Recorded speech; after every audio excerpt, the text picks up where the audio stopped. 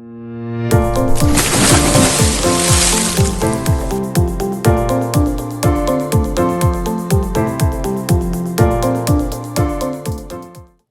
good morning. It's In the Tank with Fish again. And, I really, there's people I want to interview, right? And then there's ones that end up on the schedule. But either way, I want to find out more about them. And I'm hoping as you guys kind of watch these that you're going, I didn't know that, because I find out a ton of things I didn't know. So I have Cameo, is it Arrasmith? Yes. Okay. I just wanted to make sure I wasn't right. And so I have Cameo Arrasmith with me, and we're going to find out, did Cameo grow up here? What attaches her to the community? All those kinds of things that you always wonder. You see people around working hard in our community and doing things, and you kind of wonder, what are they doing, right? So without further ado, good morning, Cameo. How you doing? Good morning. I'm happy to be here. Thank you for inviting me. I'm glad you didn't say, man, I didn't want to come. I didn't want you to talk to me, Fish. Right? Yeah, it's always a little nerve-wracking because I don't know what you're going to ask me, and I don't know how this conversation is going to turn out, but I'm excited about it. You're brave. I knew you'd be brave. So it's like, people say that. They said, Fish, we don't know what's going to come out of you next. And I said, well, I don't either. How would I know? Right? Yeah. So did you grow up here? Are you a Yuba Sutter girl? I actually grew up in Redding, California. Oh. So I lived there. I moved out of Redding when I was about 17. I moved to the East Coast. I lived in the Boston area for 3 years. Good for you. I got into banking there. I missed my family, and I said, I want to move back home, but not too close to home. So I was working for Washington Mutual at the time, which is now Chase. And they said, we have an office in Roseville and we have an office in Yuba City. And the Yuba City office has nobody in it, so you'd have an advantage. So I took Yuba City knowing nothing about it. And I bought my first house here, and I just rooted myself and raised my family here. Good girl. Yeah. It is like, right? So is your family still in Redding? Yep. Everybody's still in Redding. So if you did that, how old did you say you were? I was 17 when I moved out of Redding to the East Coast. So all your schooling was in the Redding area? Yep. I graduated you were, there. Bottom line, you're a California girl. Yes. You are totally a California girl. Yeah. And I missed it so much. Sand in your shoes. I mean. Yeah. It's like, it was definitely culture shock and also like weather shock on the East Coast, because it would be summertime, 80 degrees out. And I'm like, okay, I'm going to go to Maine. We're going to go to the beach. We'd get there and there would be thunderstorms and it would just start pouring rain. And so it'd be like hot and humid, but like not beach weather.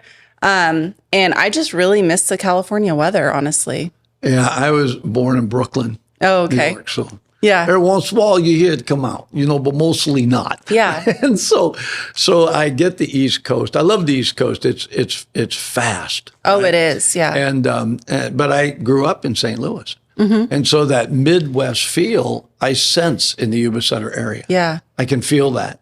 And I can see why people, especially Northern California, is very different than Southern California. I was down there for a while. So I could see how if you were in Northern California and Redding, and you went to the East Coast, you might be going, I love it, but, right? Yeah. I mean, I was snowed in. There was like weeks at a time where I couldn't leave the house. And I remember like I didn't have a windshield scraper. You know what I mean? And I'm like, yeah. And I didn't even know I needed one of those. I thought you were issued one when you... No, it's like you don't know you need one of those. I remember like my car sliding sideways on black ice, and I'm like, this is crazy. I want the West Coast again. Well, if you grew up out there, we waited till it snowed and got in big parking lots and purposely put our cars in skids. Oh, okay. So we could, get, and now, it's like, I know what to do here. Right? Yeah. So we did that. I mean, it was like we were kids. But you grew up out here and there wasn't much snow in Redding. No. Redding does not have a reputation for cold. Redding gets a little bit of snow. I was surprised that we don't get snow here. Redding would get a couple inches a year, maybe. So we'd have enough to make a snowball. Gather the entire front yard and have a snowball. And it would melt immediately, right? Yeah. Put it in the freezer and save it. So do you still get to see your parents very frequently? And yeah, because it's not that far away, right? What about? It's 2 hours. 2 hours? Yeah, it's a 2-hour drive. We do day trips quite a bit. Not as much as I'd like to. We're really busy It's like every weekend here, being in the Yuba Sutter community, there's a lot going on here. All the time. There's events every weekend, it feels like. So we have to kind of plan things like, when can we go? We're going actually on Sunday to Reading. We're going to go watch Super Bowl with my dad. So, yeah. That's got to be cool. Yeah. That's like a Hallmark moment. Yeah. Right? You know what I mean? It's like, I'm watching football with my dad. Right. That's great. You got to do it. Yeah. Yeah. Were you a daddy's girl? I have to ask you. Yeah, I have a lot of respect for him. And I feel it's really important to have a relationship with your father. So you've been through rough times in your life, I'm sure, right? Oh, yeah. And so it was great having a dad during those times, wasn't it? Definitely. Yeah. We don't always, because sometimes when we think about family, we don't always think about, well, once I'm out on my own, right? But if we had a good relationship with our family, families are there for you. Yeah. And so as you go through stuff, it's like, I'm calling dad. Yeah. I don't care what else goes on. I'm calling dad. So I think that's awesome that you have that and you're going to go watch a Super. Who's winning the Super Bowl, Cameo? Probably the 49ers. Yeah. Yeah. And I'm not a huge fan of football. I used to be a Seahawks fan for a long time. But I've kind of lost like my interest in football. I think just being a really busy person and I don't know. I love going to watch the game. The Super Bowl is always fun. I like doing that. But like throughout the season, I'm not really paying that much attention anymore. But when my kids were younger, they were super big football fans. And I even took my oldest son to Southern California, and he got to play football with Russell Wilson, which was a huge thing for him. And he still has the picture and his autograph, and he loves that memory. So I think it's important, and I think it's a lot of fun. Were you into sports when you were a kid? My thing was gymnastics. Oh. So I was the one doing backflips and cartwheels and somersaults and all that fun stuff. Organized sports. My mom wasn't a big fan of that. So I wasn't really like introduced into organized sports, but I did have a lot of fun doing the gymnastics things with my friends. Well, I think a lot of times it's the moms that are like, I don't want my child to get hurt. Right? Yeah. So I don't want them to play football. I don't want, but you can get hurt anywhere. And dads are always like, go do it. Yeah. It's like, I think it's always that perspective. They take a different stand on, what would you do there, right? My dad's a big fan of sports, and he is also a really outdoorsy person. Oh. So he's the kind of person that he'll be like, yeah, we went kayaking and my friend's son died here. And I'm like, oh my gosh. And to him, it's so normal because he does so much of those sports, like extreme sports, that he'll just talk about it like it was nothing. I mean, it's like, it hurts his heart, but it's just like, oh, this was natural. We went off this cliff and into this, whirlpool, and he got sucked down, and we tried to save him and we couldn't. And I'm like, oh my gosh, I don't want to go kayaking. Well, it's one of those things where you have to realize it's all part of life. And I think dads have the added responsibility, and I didn't have girls, so my perspective may be a bit awry. Yeah. Okay. But I think dads have a lot to do with daughters' confidence. Mm-hmm. And it's like moms have a lot to do with sons' confidence. Yeah. And I don't know why it unfolds like that, but it does. My wife told me the reason we never had daughters is, Bob, they'd own you. Right? And so when my boys got married, we were in a conversation and that came up, and my two daughter-in-laws were there, and I said, that's not true. And my daughter-in-law said, oh yeah, it is, Poppy. It's totally true. Oh my God. Yeah. So there is that side of, and so if your dad was really outdoors, so did you go fishing or did you he was more into like, we'd go snorkeling, kayaking, okay. hiking, things like that. Skiing. He's really big into skiing. Wow. Yeah. He's got like a hurt shoulder, but he's going skiing. He's going to wait till after the ski season to get his shoulder fixed, that type of stuff. Well, yeah. He plans those things out for his sporting. Yeah. And, he's getting up there too. So I'm proud of him that he's so active. Well, you have to. Yeah. What's the alternative? I'm not going to sit in a recliner. Right. I'm not, Yeah. Well, I have one at home that has like a massage and heat in it on occasion. That puppy's comfortable. It's Right. like turn that on, right? Just to relax. Depending on what you go through. So you came to Yuba City and you've been here now. You mentioned you have kids. How many kids do you have? I have 2 boys, and then Jake has 2 boys, so we got 4 altogether. Oh my gosh. Yeah. Mine, hers, and ours, or Yeah. whatever that is. And they range from 7 to 18. So Oh my gosh. Yeah. That's a broad range. Yeah. So the boys, they're all boys? Yep. All boys. You're a glutton for punishment, I Cameo. know. It's been amazing though. Honestly, like they're just super amazing human beings, and I'm really proud of all of them. So Well, the 18-year-old, is he graduated or getting ready to? Or? he's graduated. He's getting into shirt printing, so he's really excited about that. He has a printer that he's been learning everything about, taking classes on. It's a lot more than he thought it was going to be. And then he is an amazing pianist. So he plays piano all the time. And it's just beautiful to hear in our house. And then my 15-year-old is the same way. He loves to read and he loves playing piano. And so they bring a lot of music. Yeah. So 'Cause you love music. oh, I love music. Okay, so I know you play guitar because I've seen the picture. Yeah. And I know you sing, Yeah. but I've never heard you. Oh, well, That's so something. I've had people say that to me. I had a guy come in, I was at Straw Hat, and he said, I always knew you were here, but I never heard you play. I walked in, you were just finishing a song, really? and I went, oh. I mean, you don't think about it, right? You know? yeah, I kind of have an interesting upbringing with music. My brother, he was in piano lessons, and I remember always being annoyed because he'd play the entertainer over and over and over. And I'm like, Mom, make him stop. And she's like, I'm not going to make him stop. He's learning something. And it's, to her, she was really proud, right? And I didn't understand that at like 12, 13. I was like, oh, this is annoying. Like, learn a killing me. different song. And then when I moved to Yuba City, I wanted my family to come visit, and he didn't want to come because he was so addicted to piano that he was like, I don't want to come there because then I won't be able to play piano for 3 days, So I went and bought a piano. And I put it in my house, and like to lure my family. A good sister. Like I'm like, I need you to come visit me, right? So he would come, and then when my kids were born, I just had this like nostalgic feeling about like I wanted them to learn music because of my brother. Maybe I kind of like grew a little attached to that, like hearing that piano. And so I put them in lessons when they were pretty young, and I tried to get them to play guitar too.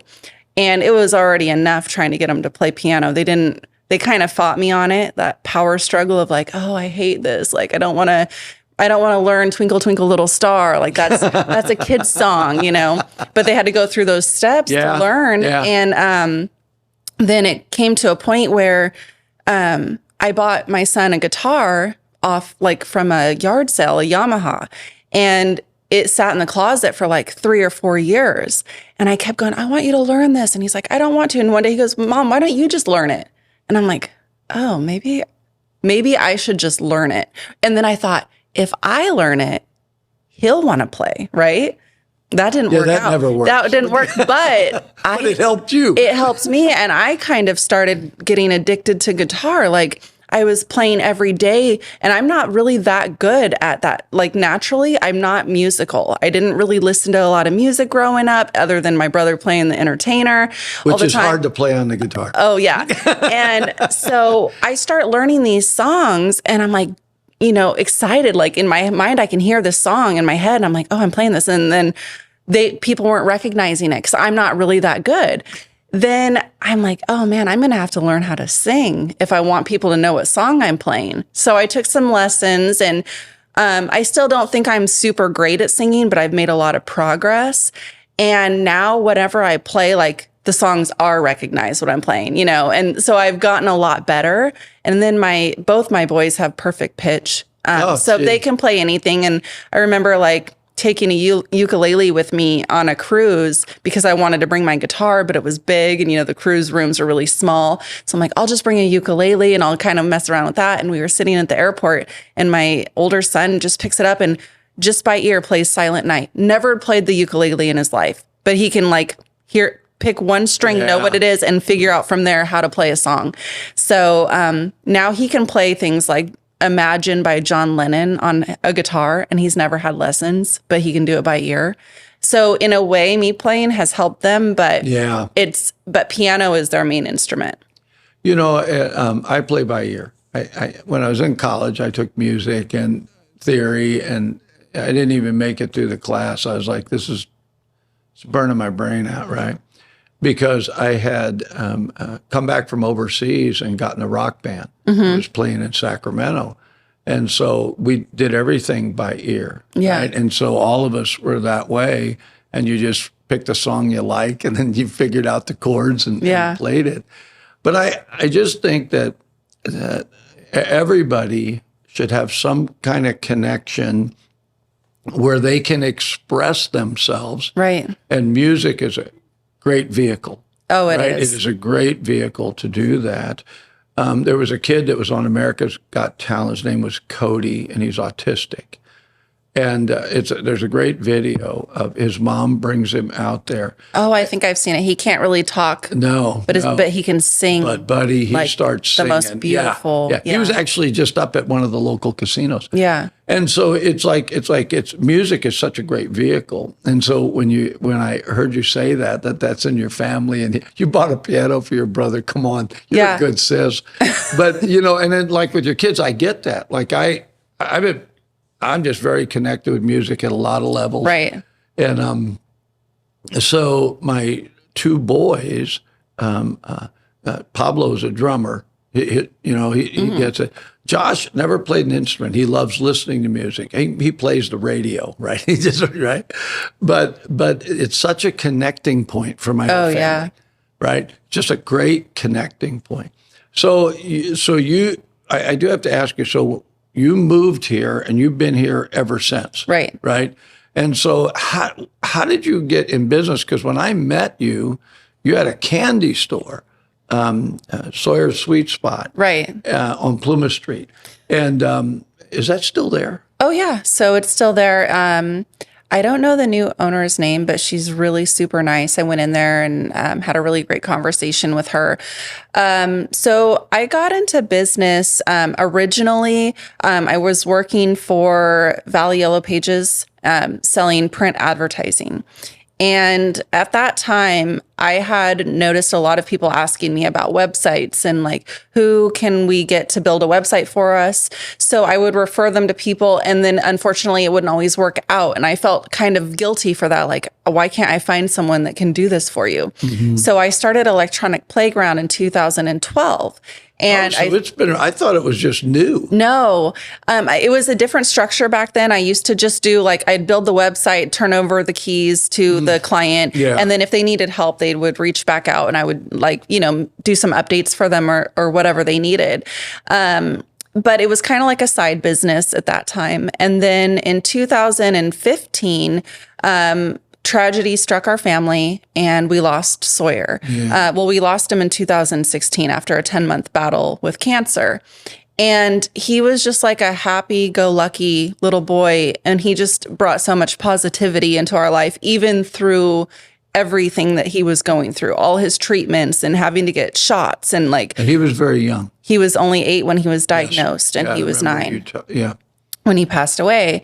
And his dad wanted to do something in his honor. And so we opened Sawyer's Sweet Spot. And our goal was to give back to the cancer research. Unravel Pediatric Cancer. And then also Campo Kaizu, which came to be a part of our lives when we realized there's a whole community of people out there that are going through the same thing. Yeah. And our kids have connections with other kids who have siblings that have gone through the same thing.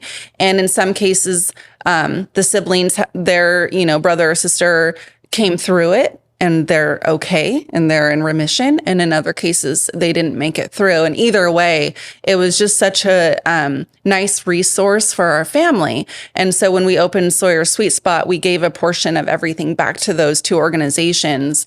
And it became a community for us too. We had people come into our store that were from out of town just to talk to us about what had gone on with Sawyer and how we were handling that. And then in 2021, I sold my share of Sawyer's Sweet Spot, and I really just got right back into the marketing and the website design. And the reason I did that was because we went from having 1 store to 3 stores, and it went from being like a really amazing experience to like a draining experience. Yeah. Because Yeah. I was working 80 hours a week, and I was traveling to Woodland, then to the mall, and then to Plumas Street. And it was a lot, and I was missing out on my kids. So I was like, man, this is a bigger sacrifice. And I think when you get into a business, you think it's going to be a certain way. You know, you think, oh, I can juggle all of these things. But when you open a retail store, it's like you're open, 10 a.m. till 9 p.m. and someone calls out, it's you every single time. I tell people when you own your own business, it's very different because you live, breathe, eat, sleep. That business is yours. And one of the greatest difficulties is finding employees that can embrace that. Right. And so, for you going from 1 to 3, now you got even more opportunities where maybe somebody can't be there and you've got to. Yeah. I was like, man, when is cloning going to happen? Because it can't come soon enough. But it was hard. And then I also had a realization that before I opened the store, I was really involved with the chamber. So I was an ambassador with Electronic Playground, and I would go to like all these events, and it was my community, like in our town. It was like all these wonderful people that all had like great visions for our life and our community here. And I started missing out on that because I was tied to that to the store all the time. All the time. So I couldn't go to any of the functions. I couldn't go. It was hard to go to the gala. Like I was checking my phone, worried about, something happening at the store. And I honestly started to kind of become a little bit of an introvert because I couldn't have any deep conversations with people because everything was like, how are you? Great. Okay, I got to move on to this next customer. And I couldn't really connect with people the way I had used to. Yeah. And so when I started realizing I was losing that part of myself, I was like, I need to sell my share and get back into our community and do the things that are like, that fill my heart and not the things that I thought would fill my heart, with the store. So in 2021, sold my share, got right back into the community. I'm a chamber ambassador again. And I saw you everywhere. Yeah. I would see you everywhere. And it's like, I didn't, none of this. I mean, I knew the story behind Sarah's Sweet Spot, but I don't know if I heard it from you. Yeah. But I'd seen you there a few times. And like I said, I saw you over at the chili cook-off and at the chamber things. And it was like, well, and I just say hello. Yeah. Right. Never realizing that, and that's the thing. We have such surface relationships that we don't really realize, wow, this person has been through this, but the trajectory she's on now is out. Right. Moving away from. And I always have felt this way, and that is, it's important for men and women, even if they're married, got kids, because you went from being a single girl to a wife and then to a mother. And it's like, I think there's a tendency we can lose ourselves in that. Oh, yeah. And so those roles begin to dominate. It's the same thing with being a business owner. Oh, so you have to always reserve that place. And for me, it's music. Yeah. Right. And so you can get consumed by the things you're doing. And it is important to do things you like. So it's very actually encouraging to hear you say that. Those were probably not easy choices. It was not easy. But you used the term, I was losing myself. And I really think a key to mental health is to be able to recognize when that's happening. I think so too. It's like, okay, I can't even string two sentences together. So I'm probably burnt out. I need to do something about it. So, and then reconnecting, because I'm sure you had friends at the chamber, and then being able to do that, you were able to get back into those friendships. Yeah. And it's honestly been wonderful to get back out into the community and be reminded of like what all these other people have going on. I felt like I was really missing out on all of that. So yeah, it's been a good change. I'm really happy. And then the other part of it is just like setting boundaries, which can be really hard because you want to be that person that can do anything, go anywhere, be anything for anybody that needs what they need, right? And you can fill that for them. And then you're like, okay, but what about the people closest to you, and making sure that like I make sure that there's one day a week that I stay home so that I can hang out with my kids because they're getting older, and it's like, I want to take them bowling and take them to the arcade. And it's like, why am I working for all of this if I can't even spend some time with my kids? I can tell you at 73, it goes by pretty quick. Yeah. And especially with the kids. Now, I have a great relationship with both my boys. And as a matter of fact, my older son, Pablo, is going to begin working at the station with Gary. And we both love music so much. Our conversations are always about bands. And it's just, they're constant, right? So relationally, I'm glad that I kind of did that at times. I said, I can't do that. I took my boys to work with me. Oh, yeah, I've done that. I wanted to be around them, Yeah. And so, I really hear you in guarding that and recognizing that you have to, right? Yeah. I need to guard this if I want this to be.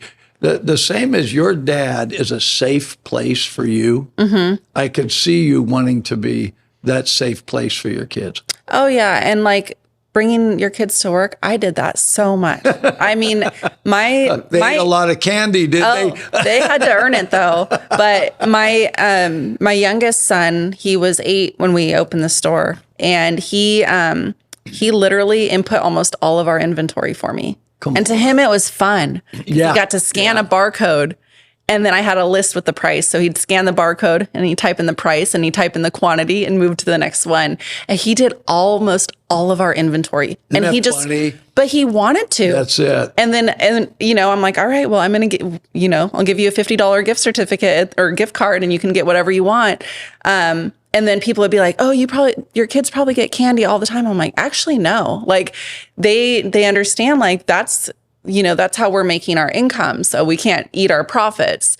But they would get a little bit, I'd give them gift cards here and there just so that they can get some stuff. But it wasn't like an everyday thing. Plus, I don't want my kids eating a ton of sugar and having cavities and all of that. So I'm like, no. I do that with my grandkids. Yeah. Give it to the I'm saving it for my grandkids too. Exactly. I'm going to get them all the candy they want. My nieces and nephews, I'll get them whatever they want. My own kids, no. You go brush your teeth. It cracks me up. My grandkids are coming up again this weekend. They're getting older. The oldest one's 15, but when they come up, I got to go to the grocery store. I'm buying ice cream, and popcorn, all the stuff they like, right? So I want to shift gears with you and move into a little bit more where you're at now. Okay. And so I want to talk about electronic playground. Okay. But I want to go back to it. I want to talk about the Downtown Business Association, right? Because you, working with the chamber, you had to see where unity of business, none of us is as good as all of us. Right. If we don't work together, we're not going to be able to do it. So was that your reasoning behind getting into the Downtown Business Association for Plymouth Street? Yeah, definitely. Even though I don't have a business down there anymore, my heart's still in it. I love our downtown. It's not too late to start one. Oh, no. No, I'm happy with what I have going. But I would love to see more collaboration downtown. Yes. And same here. And I remember, being a business owner on that street and sometimes feeling like you don't have all the support that you should have, or like not even knowing your neighbors, right? Yeah. So we're doing quarterly socials to try to help encourage people to come out and meet who your neighbors are. And within that group, maybe they find something that they can do together, they can collaborate on, or maybe as a whole, bringing down more events to the downtown. And we have a lot going on downtown. We have a little plaza coming in at the end near Bridge Street. Yes. We're going to have I saw that. We're going to have some charging stations for cars down there in the parking lot by Lee's Canton. We're getting new murals on the walls. We're just really doing things to help beautify our downtown and make it more appealing than it already is, to bring in those families and make that your go-to place instead of going out of town. Like we have a lot to offer in our downtown. The original design for Plymouth Street, I was going to put a business down there, and I went and saw it. His name was Jeff. I can't remember his last name now, but he was a planning guy for that. And originally, they wanted to have it be like K Street in Sacramento, where it was walking. Oh, yeah. And I can see where that would have been a great idea. At the same time, you have to be keenly aware there are parking spaces behind the businesses. Yes. Because people will say, well, I was going to get down to Plymouth Street, but I couldn't there was find no a parking parking, spot. right? And it's like, so I ask anymore, right? I ask, hey, do you have parking behind your business, right? But, it could be a little walk to where you're going to go. But during the course of that walk, you're probably going to see businesses you didn't even know existed. Yeah. I mean, even for us, after having that store for all those years, people would come in and be like, oh, I never knew you guys were here. And I'm like, how do you not know? But it's true. It's like, if you don't walk the downtown, you don't know what's there. I have people come on the air, or I'll talk to people and they say, oh, yeah, you have a radio station, and because I work with the chamber. I said, if they're a new chamber member, we'll give them a free 15 minutes to go on. And they'll say, well, everybody knows where I'm at. I'm on Colusa Highway. And I'm like, well, I don't. Yeah, you're like, where? Yeah, because I drive down Colusa, honestly. I'm not looking at all the businesses on both sides. And I think, the old concept of marketing a business and being known was very individual. Mm-hmm. And so you had TV, radio, and print, right? All three of those mediums are good, right? But there is something about the idea of we're in an area like Plymouth Street or D Street in Marysville.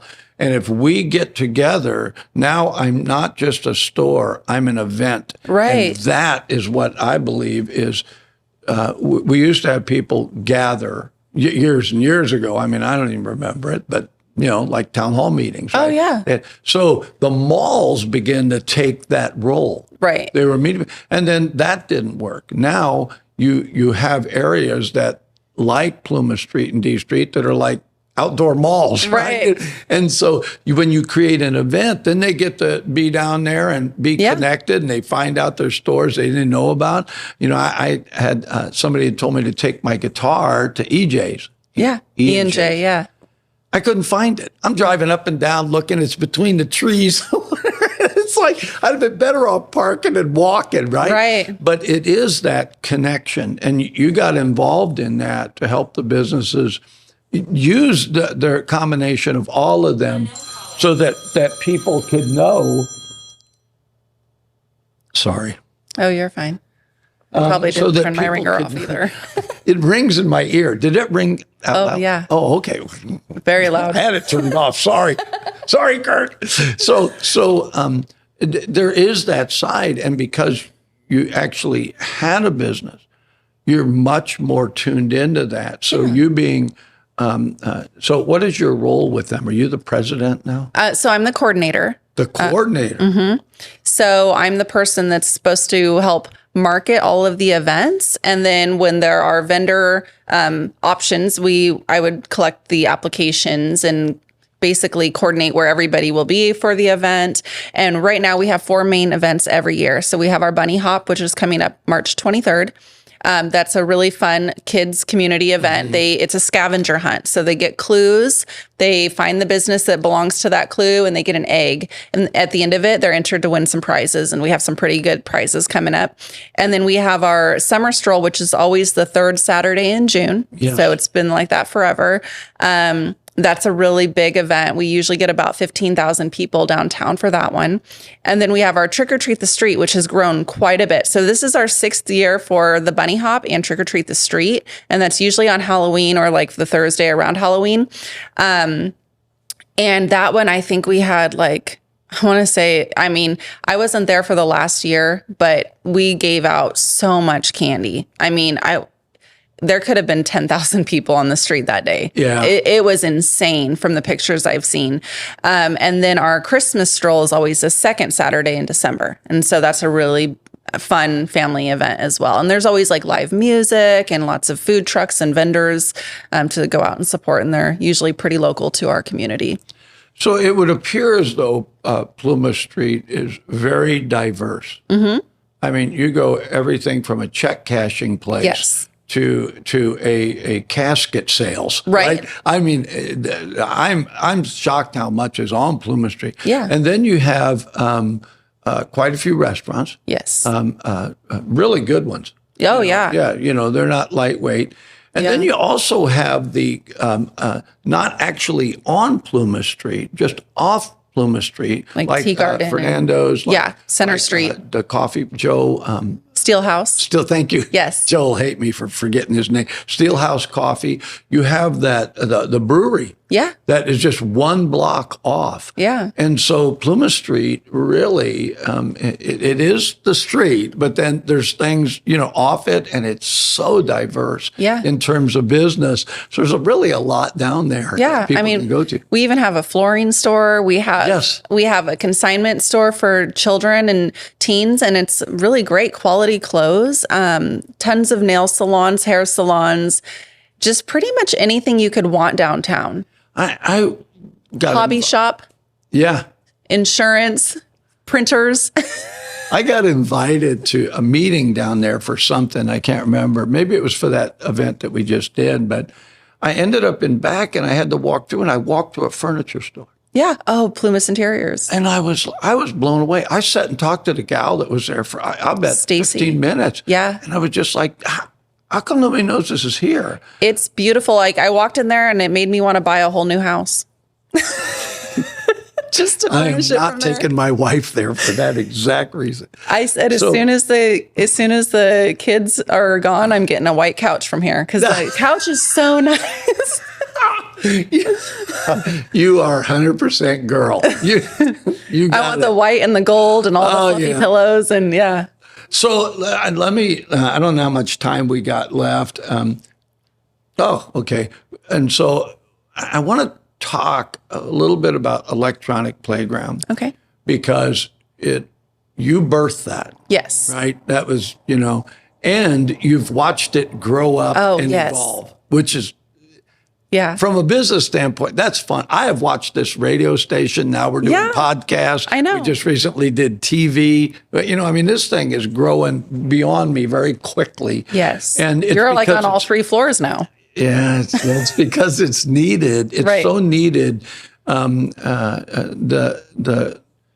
media is it is so money driven and agenda driven that trying to produce local media has been a bit of a battle because there's just things I won't do. I'm not interested. If it doesn't help and encourage people, you want to see that, go somewhere else to see it. Right.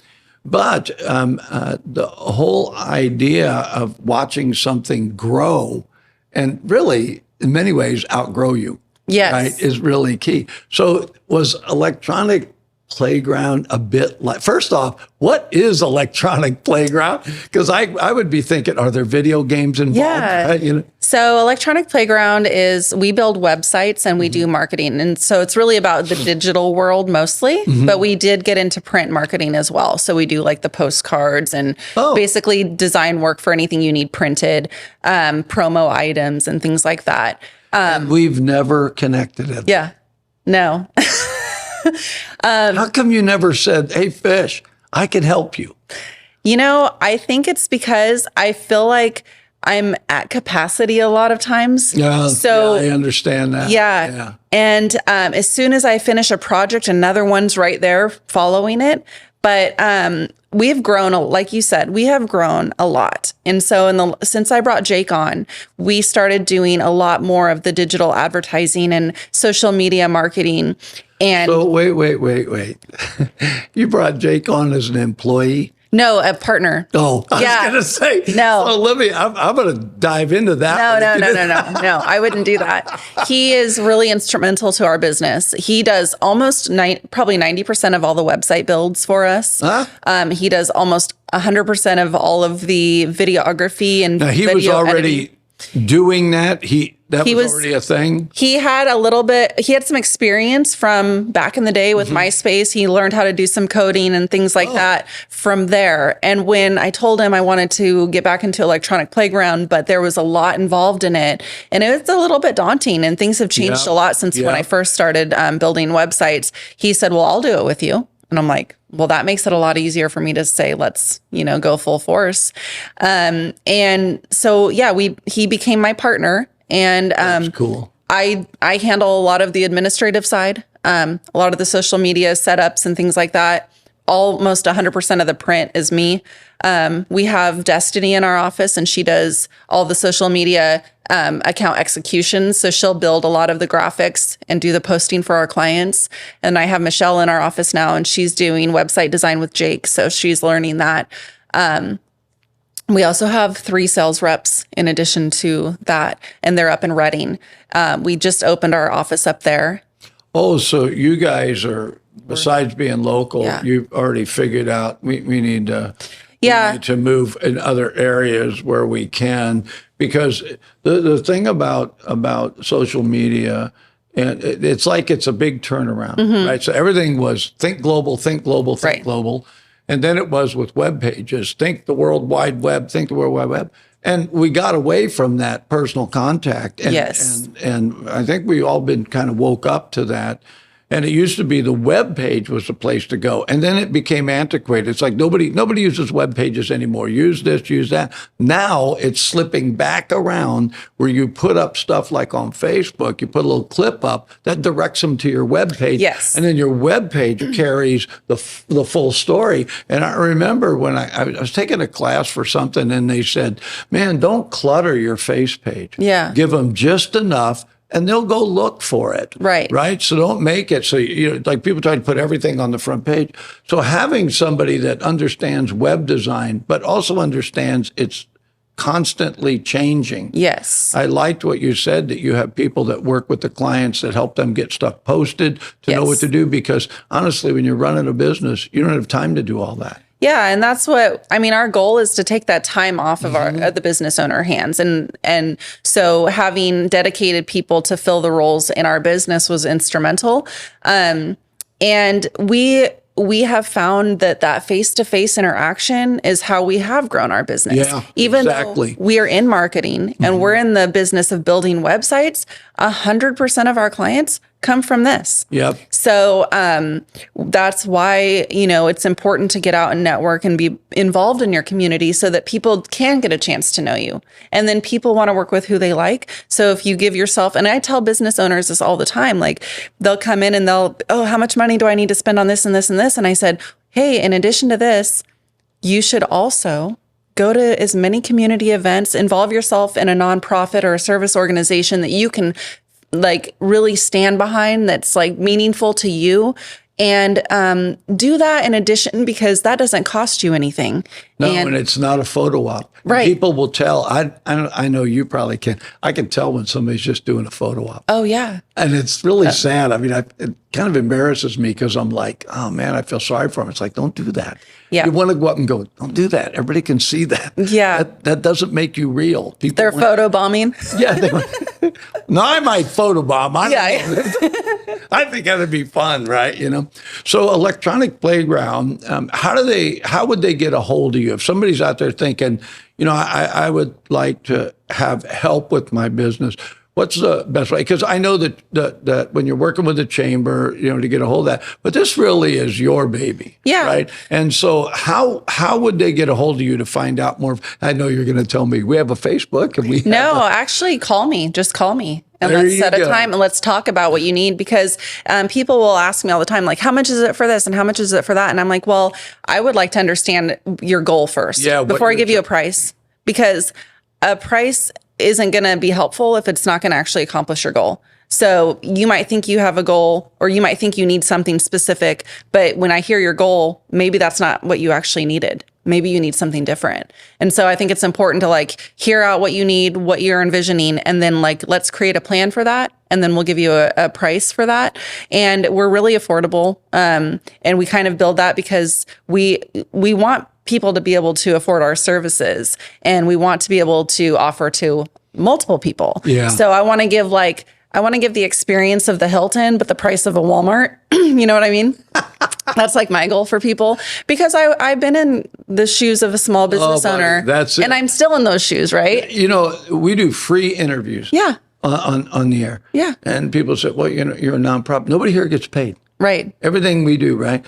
And it's like, well, Fish, why would you do that? Because I have started and ran corporations, businesses, right? And I know how hard it is, especially sole proprietorship. And it's like, well, okay, well, they just started a business. That's why I connected with the chamber. And I forget who was there at the time I originally connected, but it was, you know, how can I help new businesses? Right. And so Jackie Lee, right, I talked with her and she said, well, you know, can you do this? And I said, well, yeah, I could put a radio spot up, but I think that's white noise. Yeah. Let me bring them on for an interview. Yeah. Let me give them 15 minutes that people can really get a sense of who they are and make that connection. So we started doing that. Now we're doing these. Yeah. Right. And so, and I just think there's places where you can help people. And then there's places where you need to pay for that. Right. Because otherwise, you know, I got to pay Kurt. He's not cheap. He's a genius, right over there. Like, it's like he's not free, right? How could you? And so we only got a few minutes left. So if you were going to give advice to somebody, so you have the Orville Redenbacher, pick one thing and do it well. And then the other one, you got do as many things as you can and diversify your business. Well, where's Cameo? I say find your niche and focus on it. I think that, and I think we all get caught up in, like I said earlier, it's like you want to spread yourself too thin. Well, you don't want to do that, but you find yourself doing that because you want to help everybody and you want to help every single need they have. And that's just not realistic. And the more you pull yourself, the more you pull yourself away from your focus, is going to be it's going to be harder for you to achieve your goals. Right. So, and we get hit with this all the time, little like odd jobs here and there. Can you guys do this? And it's not really in our menu of services. And you know, that's one of those things you have to gauge at the time in your business. If you're busy or you're not busy. If you're not busy, take it on. Great. You know, you can always learn from that. But if you become busy, that's when you really need to like focus in on what are your top maybe 3 or 4 services and just stick with that. And other things, just refer off to other people you trust. There are other businesses out there trying to do the same thing. Give them that opportunity. So I refer people out to like even competitors of mine, and vice versa. I have competitors refer stuff to us as well because we are maybe more focused on a certain thing. You know, When I got into this, I didn't know. I was a pastor for 20 years and ended up, the guy invited me on a radio program. And I went, I like this. And people would tell me, oh, you're cut out for this. Yeah. And the opportunity came up to own a station and I did it. So my focus is media, but my focus is community. Yeah. So whatever it takes to help unite the community, to help people do that, you know, I'm in. Yeah. But I've ended up connecting with other people that do just that. It's like you said, they do better than I could do. You know, Tyler Johnson, I am not going to be able to do video like Tyler Johnson. I mean, I don't know very many people that can. He's just so creative, right? Yeah. Well, I play music with Tyler's how I met him, not over a camera. Right. We were doing Straw Hat, right? And he's just a great young gun that can really play. Yeah. And so that was a connection. I just found out, I hope I don't run out of time. You know Nate Flores? Yeah. Okay. Did you know he sang and played I just saw that last night. Did you see it? I did not know that about him either. Shout out to Nate Flores right here from us. What an incredible kid. That's amazing. So there's so much talent here too. I mean, on top of everything else, it's Well, listen, anything else that you'd like to say? Because I appreciate you taking the time. I know you're busy. I hope this has been pleasant for you. Or when you leave, just don't put me on Facebook. Fish is an idiot. Okay, I wouldn't do that. I know you wouldn't. It's like so. And I'm really hoping that people got to know you a little better. Is there anything else you'd like to? You know, I can't think of anything else. All right. we're gonna, if, with your permission, we'll put your phone number at the bottom of this. Sure.